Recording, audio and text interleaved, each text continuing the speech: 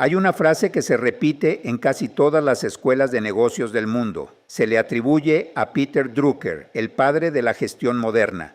La cultura se come a la estrategia en el desayuno. La has escuchado, seguro, suena brillante, suena irrefutable. Solo hay un problema. Drucker nunca la dijo, nunca. No aparece en ninguno de sus libros, en ninguna entrevista, en ninguna conferencia documentada. Según el propio Drucker Institute, la frase probablemente nació de una mezcla de ideas de varios pensadores y se popularizó cuando Mark Fields, un ejecutivo de Ford, la pegó en la pared de su oficina a principios de los 2000 y de ahí saltó a las presentaciones de PowerPoint de medio mundo. Y eso es exactamente lo que pasa con el liderazgo transformacional. ¿Cómo? Que todo el mundo lo repite. Todo el mundo dice que lo practica, y casi nadie se ha detenido a pensar si la forma en que lo entienden tiene sentido. Liderazgo transformacional se ha convertido en un buzzword, como innovación disruptiva o sinergia.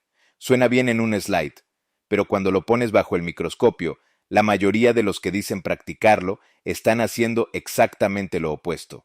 Y hoy vamos a desmontar eso, porque hay una paradoja en el centro del liderazgo transformacional que casi nadie quiere ver. Y para explicarla vamos a contar dos historias que ocurrieron casi al mismo tiempo en dos empresas que necesitaban exactamente lo mismo, una reinvención total. Uno de esos líderes lo logró. El otro provocó uno de los fracasos más espectaculares en la historia del retail americano. Y lo fascinante es que ambos empezaron con la misma intención.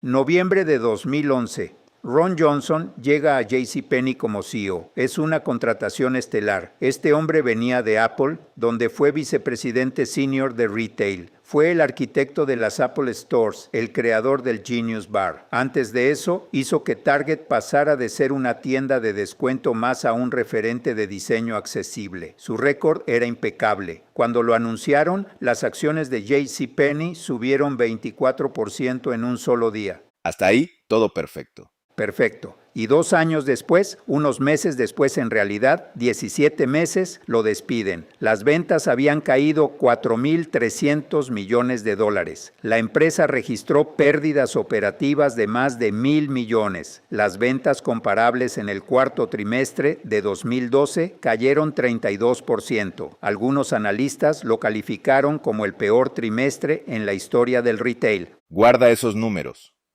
Los guardo. Ahora, casi al mismo tiempo, febrero de 2014, Satya Nadella se convierte en CEO de Microsoft. La situación no era tan diferente. Microsoft estaba estancada. Los ingenieros se iban a Google. Los lanzamientos de la última década habían fracasado porque la empresa estaba obsesionada con proteger Windows y Office. Bing se moría. La cultura interna era tóxica, con departamentos peleando entre sí en lugar de colaborar. Los analistas olían sangre. Y aquí viene lo que debería incomodarnos, porque la diferencia entre Johnson y Nadella no fue la estrategia. Ambos tenían una lectura correcta del problema. JCPenney necesitaba reinventarse o morir. Microsoft necesitaba reinventarse o volverse irrelevante. El diagnóstico era acertado en ambos casos. La diferencia fue otra cosa. ¿Y cuál fue? La relación que cada uno estableció con la palabra transformar. Vamos con Johnson primero. Cuando Fast Company lo entrevistó en enero de 2012, apenas 3 meses en el puesto, Johnson dijo algo revelador. Dijo que no había llegado a JCPenney para mejorar la empresa, que había llegado para transformarla. Lo dijo con esas palabras exactas. No vine a mejorar Penny, estoy aquí para transformar Penny. Esa frase dice mucho más de lo que parece. Sigue. Fíjate en la estructura. Estoy aquí para transformar Penny. El sujeto es él. La acción es transformar. Y el objeto, lo que recibe la transformación, es la empresa. Es una oración donde el líder actúa sobre la organización. La organización recibe la acción. No participa en ella. No la cocrea. La recibe.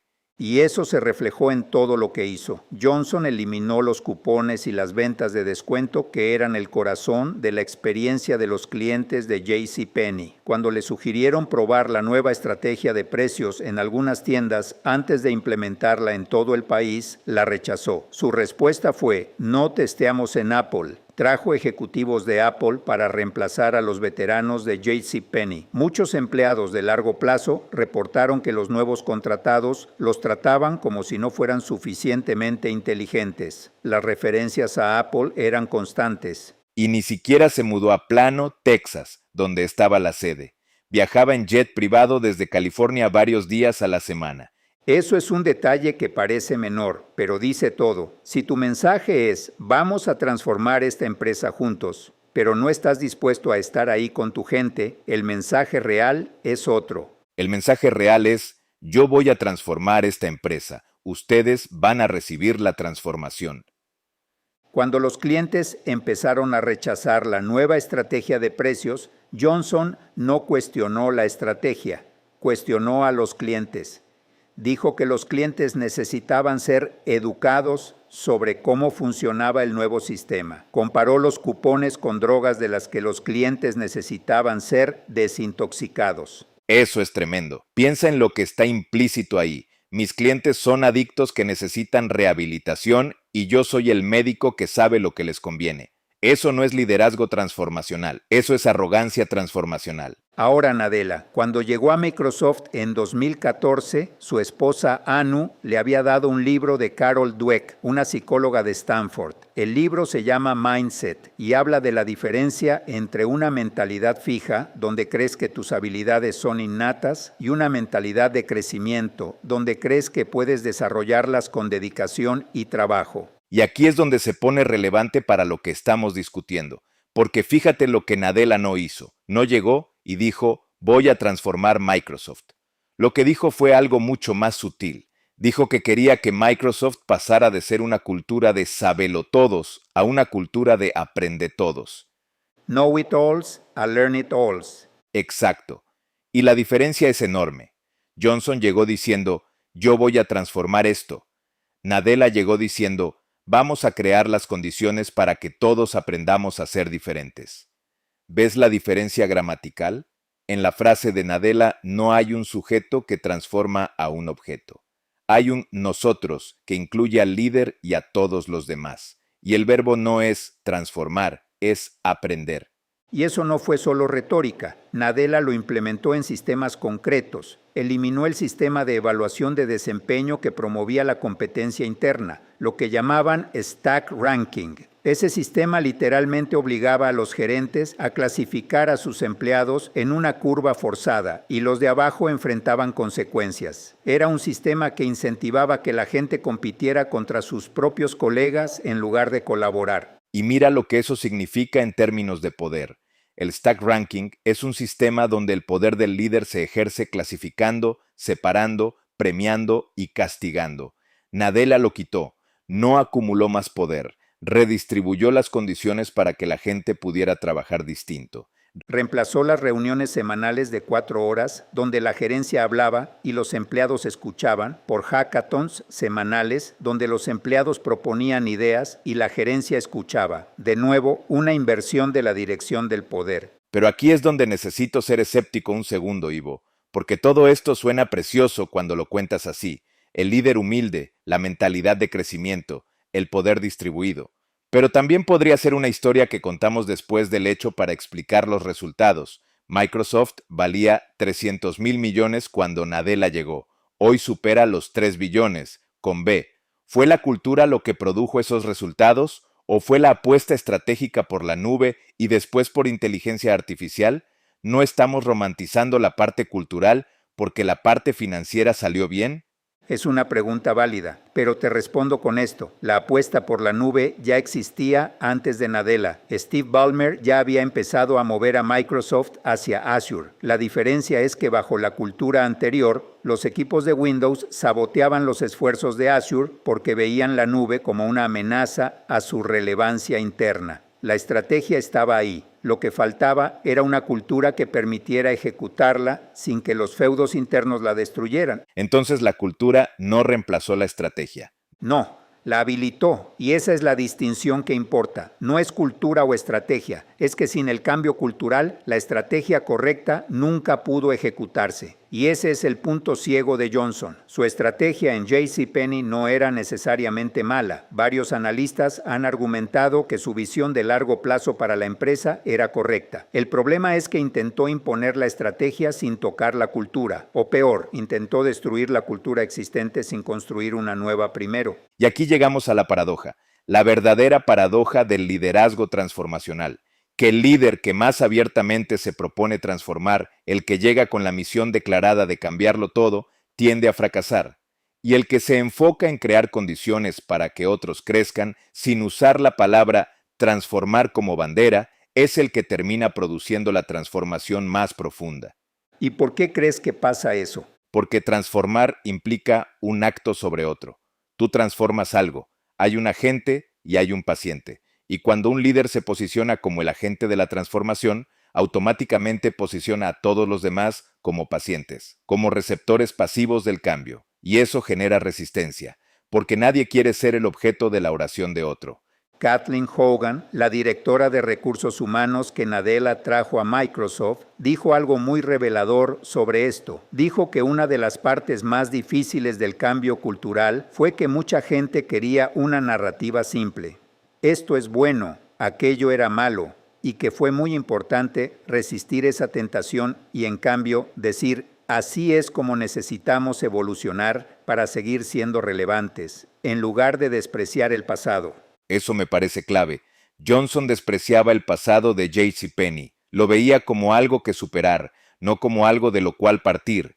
Nadella hizo lo opuesto, reconoció que Microsoft había construido cosas extraordinarias, pero que el mundo había cambiado y la empresa necesitaba evolucionar, no destruir y reconstruir, evolucionar. Y hay un dato que ilustra esto perfectamente. Nadella era un insider. Llevaba 22 años en Microsoft cuando lo nombraron CEO. Johnson era un outsider total. Nunca había trabajado en JCPenney. Nunca había sido CEO de nada. Y un artículo de Fortune señaló algo que es casi un axioma. Contratar un CEO externo es por definición un pase de Ave María, una jugada de desesperación. La solución real, dice el autor, es desarrollar líderes transformacionales adentro. Pero eso no significa que un outsider no pueda transformar. Significa que un outsider que desprecia el interior está condenado. Nadella transformó desde adentro porque conocía el territorio. Johnson intentó transformar desde afuera porque no conocía el territorio y francamente tampoco parecía interesado en conocerlo. Y la palabra que nadie menciona en esta conversación es la más importante. ¿Cuál? Empatía. Nadella ha dicho que la empatía es un indicador anticipado de éxito, porque te permite entender necesidades no satisfechas y desarrollar innovaciones que resuenan con la gente. Johnson, según sus propios críticos, parecía tener desdén por la base de clientes tradicional de JCPenney. No los entendía, no los respetaba, y sin empatía, la transformación se convierte en imposición. Pero hay algo que no hemos dicho todavía, y creo que cambia toda la conversación que acabamos de tener. Dale. Después de que Johnson fue despedido de JCPenney, la empresa tuvo 2 CEOs más. Ullman regresó, luego vino Marvin Ellison. El stock siguió cayendo. Cayó 58% bajo Ullman en su segundo periodo, 66% bajo Ellison. La empresa eventualmente se declaró en bancarrota en 2020. Ninguno de los CEOs que vinieron después de Johnson intentó una transformación real. Todos se dedicaron a estabilizar, a volver a lo básico, y ninguno salvó la empresa. Johnson tal vez tenía razón en lo que había que hacer. Donde se equivocó fue en cómo intentó hacerlo, y los que vinieron después se equivocaron en no intentarlo en absoluto. Entonces la lección no es no transformes. La lección es que la transformación genuina no se puede imponer desde afuera. Tiene que nacer desde adentro. Y el trabajo del líder no es ser el transformador. Es ser el jardinero. Preparar el suelo, plantar las condiciones y confiar en que la gente, si le das las condiciones correctas, se transforma sola. Nadella no transformó Microsoft. Creó las condiciones para que 200,000 personas transformaran Microsoft. Esa es la diferencia, y esa es la paradoja. El líder que más transforma es el que nunca intentó transformar a nadie. Excepto a sí mismo. Excepto a sí mismo. Y tal vez eso es todo lo que necesitas.